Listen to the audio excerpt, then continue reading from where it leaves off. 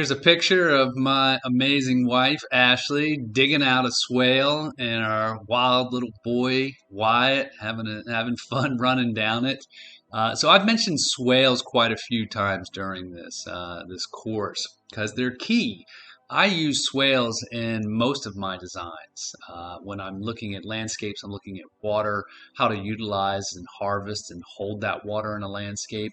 Carving a swale on contour, meaning that it stays perfectly perpendicular to the slope, is a way to almost imitate like a natural stream. The thing about a stream, it's usually on contour, it's usually following the contour of the land, and then it has those stream banks, and that's where pawpaws love to be. They love to be near that moisture, but they need good drainage. So by creating a swale on contour, we're creating sort of imitating that natural stream bank and water harvesting. So the idea here is that we're digging out a basin and putting that soil on the downhill side to create a berm, a raised bed.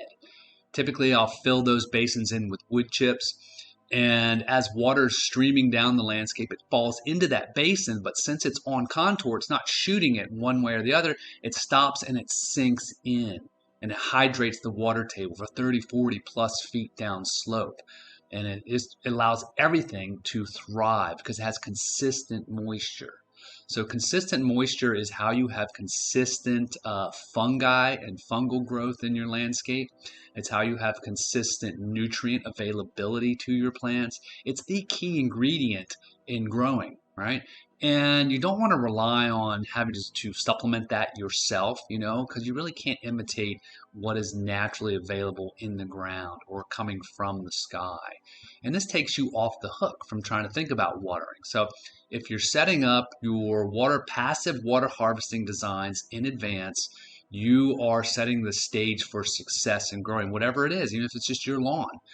You are going to be reducing your input load. And then if you have lots of organic matter, wood chip, straw, cardboard, and eventually ground covers, then everything is held. You've got passively harvesting water and you're holding it, with that mulch in the root zone where plants can absorb it and can thrive. I can't say enough about how important this design is. Now, to find contours is really simple with an ingeniously named A-frame. So an A-frame is something you can make at home. Again, I cover it in my books really well, and it finds contour for you. You don't need to have fancy lasers or transits or, all this landscaping technology. An A-frame, 3 pieces of wood, roughly the same size. You can get a little line level bubble, helps you sort of find the level contour of your land. Very, very simple. So then what you're doing is you are digging out that basin, flipping that sod upside down ideally so it's not going to regenerate right there. Keep digging it, and typically a swale on sort of a more of a suburban scale is only going to be about 8 inches deep. That basin's not hugely deep, so you can definitely do these by hand. The width of that basin is approximately 30 inches, and that corresponds to building a berm that's approximately 3 feet in width by about 9 to 12 inches in height. Know that height will drop down a little bit as well as it begins to break down. Some of the oxygen will come out, from having built it.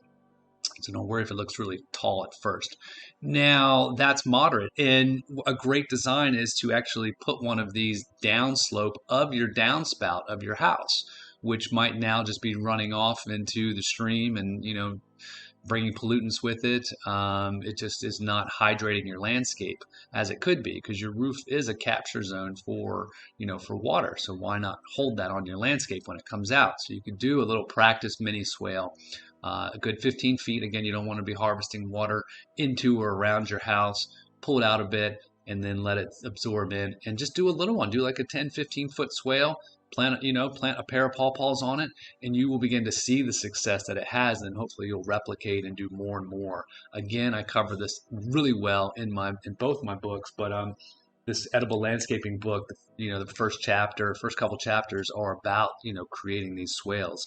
A lot of these illustrations are from that book. So do encourage you to learn more about swales. Get out there and carve up your yard. So a swale is very much like a rain garden. it's a variation. It's a different shape of the same idea. A rain garden, especially on sort of more of a smaller scale, is basically just a depression. It's just like an upside down mitt that has a fast draining soil medium in it, and that's it. So when water comes into it, it can drain and come down into the water table, right? Instead of just sheeting off. So if you're designing a rain garden, I encourage putting in more soil than a lot of the rain garden recipes usually call for.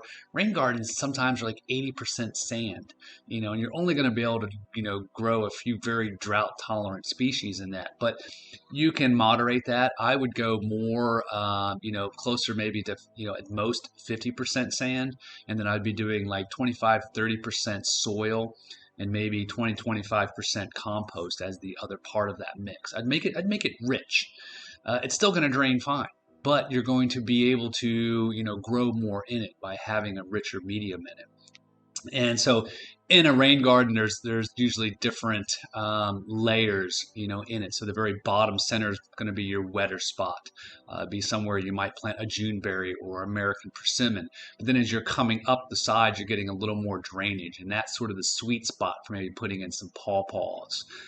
To where they're getting access and closeness to that moisture, but they're getting drainage. Similar to that analogy with the stream. And in general, if you have waterways, or sometimes at the bottom of yards, there's ditches, that are pulling water away pretty fast from your landscape, but it's also a very moist area. Pawpaws, just up the slope from the bottom of that ditch is also usually a sweet spot, and ideally it's wind protected. So you might already have some variations or some sort of landscape features to work with the pawpaw could graft into on your landscape. But I do recommend, carving up your landscape, doing swales on contour, doing hugelkultur beds, doing rain gardens. Rain gardens can be very small. They don't need to be overwhelming at all. But again, it's just a depression in your soil. So don't feel like you've got to have all this engineering and stuff for a small scale. It's just go out there, start experimenting, start learning. Think about where overflow will go. So if you're a rain garden or your swales, if there's so much water, it's going to overflow. Fine. Where's it going to go? Can you capture it again? And if not, will it sort of safely continue along?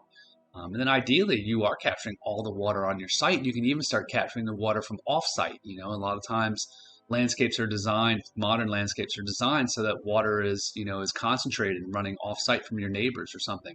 So you can really learn to work with that. Permaculture really shines in working and managing with water, with what we call these earthwork designs.